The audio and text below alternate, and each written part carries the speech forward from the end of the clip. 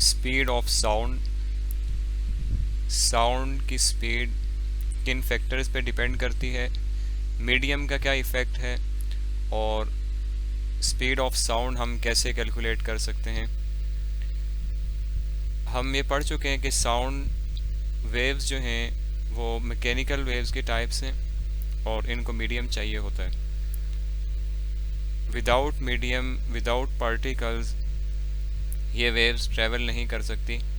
Sound waves can be transmitted by any medium containing particles that can vibrate.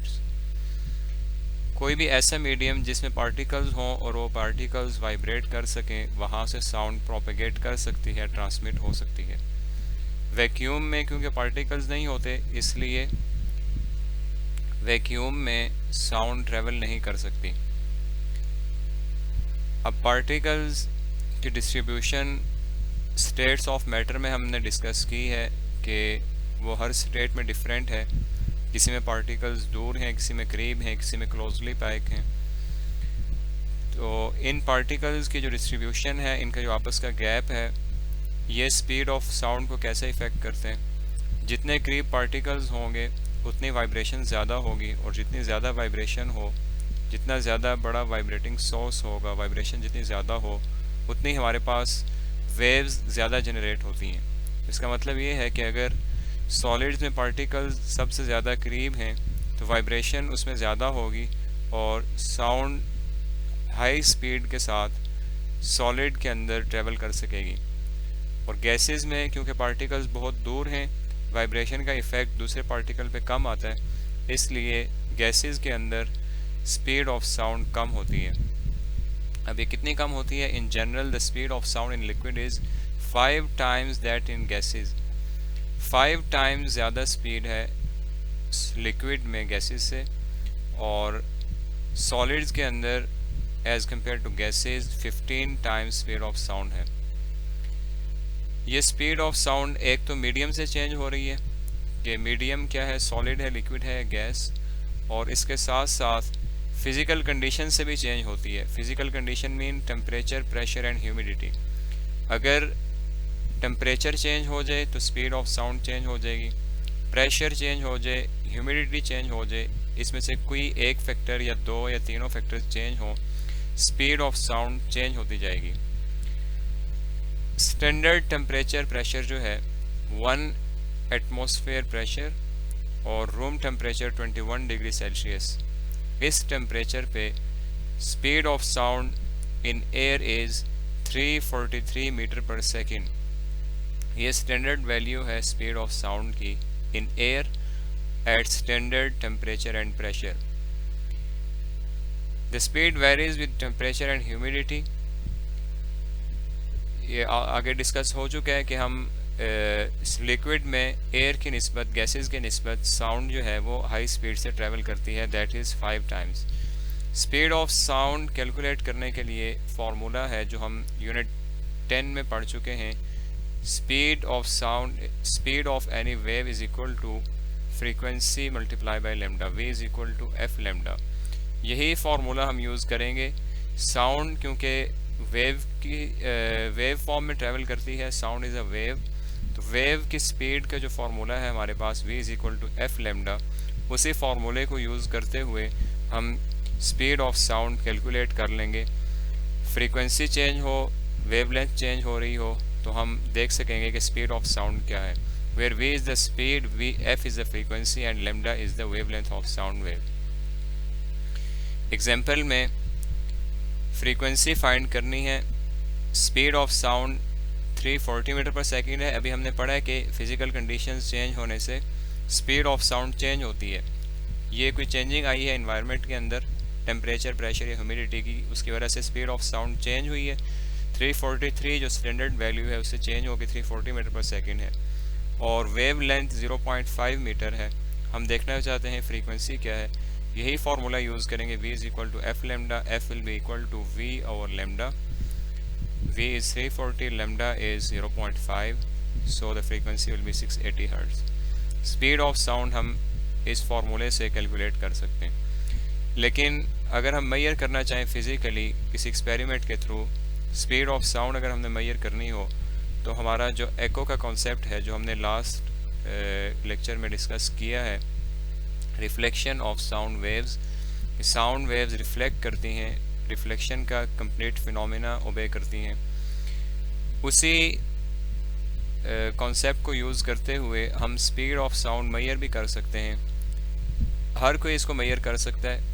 Operators measuring tape है, stop watch, flat wall that can produce a good echo. ये तीन चीज़ें हों तो हम speed of sound major कर सकते हैं। मेजरिंग टेप से हमने क्या करना है, 50 मीटर का डिस्टेंस मेजर करना है फ्रॉम द वॉल, और उसके बाद स्टॉप वॉच का काम है और क्लैपिंग करनी है। Now clap your hands in front of the wall, wall के सामने अपने हैंड्स क्लैप करें at a distance of 50 metre and check if you can clearly hear an echo from the wall.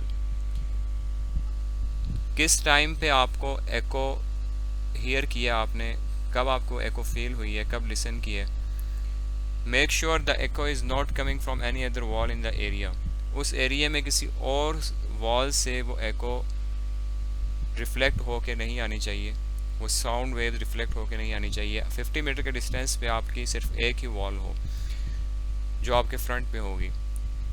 Total distance वो एको या वो sound wave कितना travel करेगी, अगर 50 मीटर के डिस्टेंस पे खड़े तो 50 मीटर्स का डिस्टेंस है, आपने क्लैप किया 50 मीटर तक वो साउंड वेव गई है और फिर रिफ्लेक्ट होके वापस आई है। So the total distance is 100 metres. इस दौरान का जो टाइम होगा, the time will be the difference between the clap and the echo. Clapping और एको जो हमने हेयर की है उसके दरमियान का टाइम डिफरेंस होगा।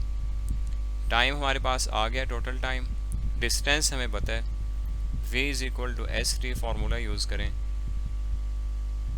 तो स्पीड ऑफ साउंड हम फाइंड कर सकते हैं। इसी का ही सेकंड स्टेप है, आप एक क्लैप के बजाय नंबर ऑफ क्लैप्स करें और उन टोटल क्लैप्स के लिए टोटल टाइम फाइंड करें, कैलकुलेट करें, मेजर करें और उससे एवरेज ले लें। लेट्स आपने क्लैपिंग स्टार्ट की है, उसी के साथ स्टॉप वॉच स्टार्ट कर दें और लेट्स 10 क्लैप्स के लिए आपने टोटल टाइम नोट करना है कि कितना टाइम लगा 10 क्लैप्स वापस आपने उनकी एको जो लिसन की है। तो टोटल टाइम को डिवाइड कर दें 10 पे, एवरेज आपके पास आ जाएगी, तो इसमें एरर का चांस कम होगा। और सेम फार्मूला यूज़ करें, s is equal to v t, v is equal to s over t, speed of sound can be calculated by this formula. Flash of lightning is seen 1.5 seconds earlier than the thunder. Lightning हमें पहले नज़र आती है क्योंकि speed of light ज़्यादा होती है और स्पीड ऑफ साउंड कम होती है। थंडर हमें बाद में सुनाई देता है। 1.5 सेकंड का गैप है लाइटनिंग में और थंडर में। How far away is the cloud in which the flash has occurred, वो क्लाउड्स कितने दूर हैं जहाँ पे ये फ्लैशिंग हुई है। अगेन सेम फार्मूला है, हमारे पास टाइम है और स्पीड ऑफ साउंड हमें पता है कितनी है, उस इन्वायरमेंटल कंडीशंस पे मल्टीप्लाई करें, we get the distance 498 metres पे वो क्लाउड से जहाँ पे फ्लैशिंग हुई है। 1.5 सेकंड के बाद हमें थंडर की आवाज़ आई है। यू हैव अ टेबल 11.1 जिसमें डिफरेंट मीडियम्स की स्पीड ऑफ साउंड्स दी हुई हैं। गैसेस में आप देख लें कि स्पीड ऑफ साउंड कम है, लिक्विड्स में उससे ज़्यादा है और सॉलिड्स में सबसे ज़्यादा है। इसमें जो याद करने वाली हैं, 25 डिग्री सेल्सियस पे स्पीड ऑफ साउंड एयर में 346, 100 डिग्री सेल्सियस पे 386 और सी वाटर में 1531 मीटर पर सेकंड है और 21 डिग्री सेल्सियस पे 343 मीटर पर सेकंड है। ये वैल्यूज़ हमें याद होनी चाहिए। न्यूमेरिकल प्रॉब्लम्स में समटाइम्स गिवन होती हैं और समटाइम्स नहीं भी होती। सबसे पहले स्पीड ऑफ साउंड एक्यूरेटली किसने मेजर की, 1738 में member of the French academy में उसके मेंबर्स ने जो है इसकी स्पीड मेजर की है। कैसे मेजर की है, उन्होंने 2 कैनन्स यूज़ किए हैं, 2 हिल्स के टॉप्स पे 2 कैनन्स लगाई हैं जिनका आपस का डिस्टेंस 29 किलोमीटर था। By measuring the time interval between the flash of a cannon and the boom, flash और बूम के दरमियान में जो टाइम इंटरवल था वो मेजर किया और उसी से स्पीड ऑफ साउंड कैलकुलेट की है। 2 कैनन्स क्यों लगाई गई हैं और फायर की गई हैं? क्योंकि इसकी वजह से एरर कम होना है। यहाँ से जो साउंड आगे ट्रैवल होनी है, अगर वो किसी रीज़न की वजह से कोई उसके अंदर डिफेक्ट्स आए, हम प्रॉपर उसको कैलकुलेट ना कर सकें, एट द सेम टाइम दूसरी साइड से भी कैनन फायर किया जा रहा है, तो इसमें एरर का चांस कम है। That's why 2 cannons are used and fired together. They deduced that sound travels at about 336 metre per second at 0 degree Celsius. 0 degree Celsius पे उन्होंने जो स्पीड ऑफ साउंड मेजर की है that was 336 metre per second. Speed of sound का ही formula use करते हुए ये different problems हैं। 11.3 at a particular temperature the speed of sound in air is 330 metre per second. किसी भी एक टेम्परेचर पे एयर में स्पीड ऑफ साउंड मेजर की गई है 330 metre per second. If the wave length of a note is 5 centimetre, एक wave की जो वेव लेंथ है वो अगर 5 सेंटीमीटर है, SI यूनिट में it is 0.05 metre. Calculate the frequency of the sound wave. Frequency of sound wave हमने calculate करनी है। Is the frequency in the audible range of the human ear, क्या, और ये भी बताना है क्या ये ऑडिबल रेंज में है या नहीं है। We know the formula V is equal to F lambda and we have to find F frequency V over lambda. It is equal to 330 over 0. Is it 5 centimeter? So the frequency is 6600 hertz or 6.6 exponent 3 hertz. Is it in the audible range? Audible range human beings के लिए है 20 hertz to 20 kilohertz and this is 6.6 kilohertz, so it is in the audible range. 11.4 a doctor counts 72 heartbeats in 1 minute.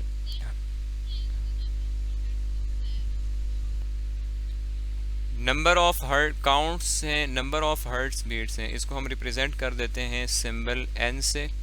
The number of heart beats are 72 and the time a doctor counts 72 heart beats in 1 minute. 1 minute के अंदर वो 72 heart beats जो है वो count करता है and 1 minute is equal to 60 seconds. Calculate the frequency. We have to find the frequency and time period of the heartbeats and time period.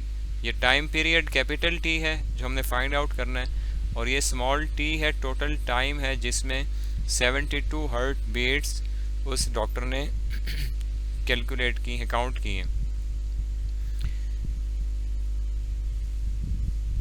Time period या पहले हम फ्रीक्वेंसी की बात कर लेते हैं। फ्रीक्वेंसी क्या होता है? Frequency is number of beats per second या टाइम आप बात कर लें। टोटल नंबर ऑफ बीट्स हैं तो टोटल टाइम पे डिवाइड कर दें। It is equal to n divided by t, so the frequency is 72 divided by 60. It is 1.2 hertz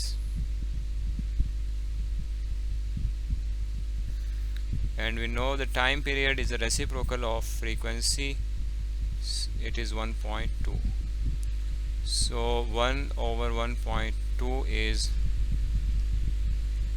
0.83 and the unit is second. 72 beats 1 minute में observe अगर की गई हैं, काउंट की गई हैं इसका मतलब ये है कि फ्रीक्वेंसी 1.2 हर्ट्ज़ है और टाइम पीरियड 0.83 सेकेंड है। Time required to complete one beat. 11.4 के बाद 5, 6, 7 हम लास्ट टॉपिक में कवर कर चुके हैं। Now we have problem 11.8। The highest frequency sound human can hear is about 20 hertz. Highest frequency जो ह्यूमन बीइंग हियर कर सकते हैं वो है अबाउट 20,000 हर्ट्ज़।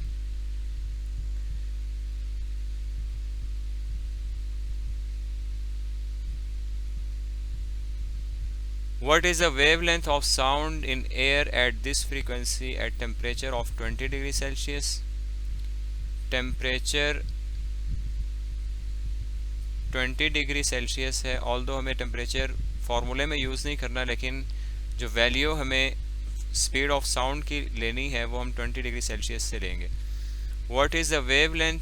एक तो हमने वेवलेंथ फाइंड करनी है for 20,000 hertz. What is the wavelength of the lowest sound we can hear for of about 20 hertz? एक और फ्रीक्वेंसी है जो हम लोएस्ट फ्रीक्वेंसी हियर कर सकते हैं, हम उसको एफ डैश से रिप्रेजेंट करते हैं और वो है 20 हर्ट्ज़। और इसके लिए हमने अगेन फाइंड क्या करना है? वेवलेंथ। एफ डैश के लिए जो हमने वेवलेंथ फाइंड करनी है उसको रिप्रेजेंट कर रहे हैं लैम्डा डैश से। As we know, V is equal to F lambda, so lambda will be equal to V over F.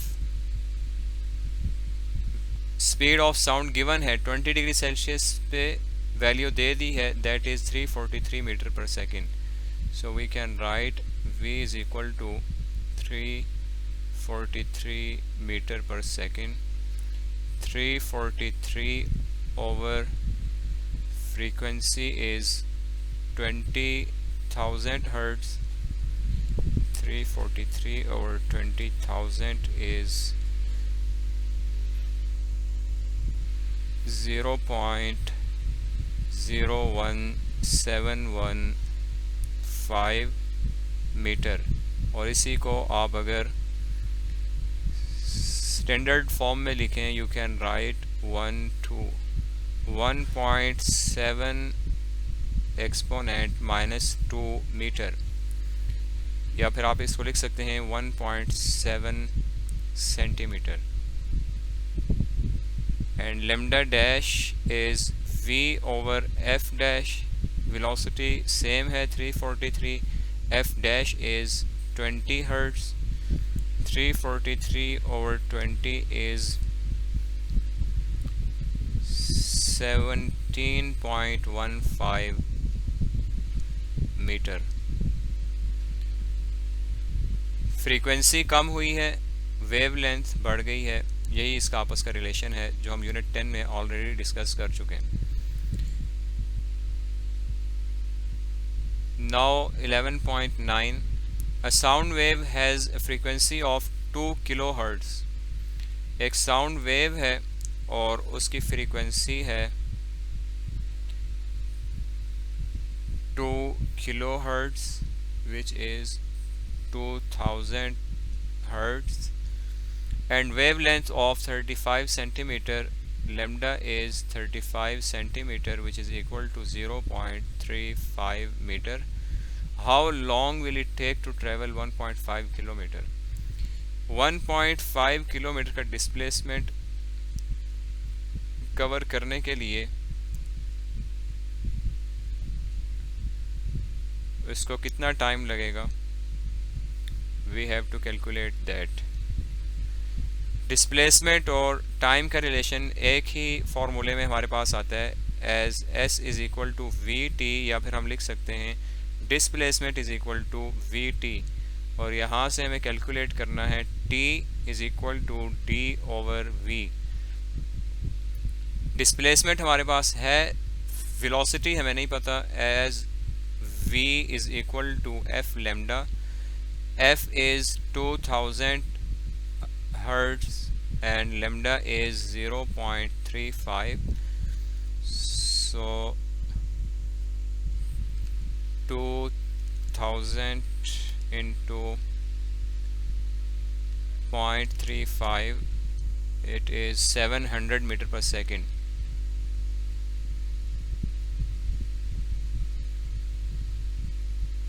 अब इस वेलोसिटी को यूज़ करके हम डिस्प्लेसमेंट फाइंड कर सकते हैं. D will sorry we have to find the time.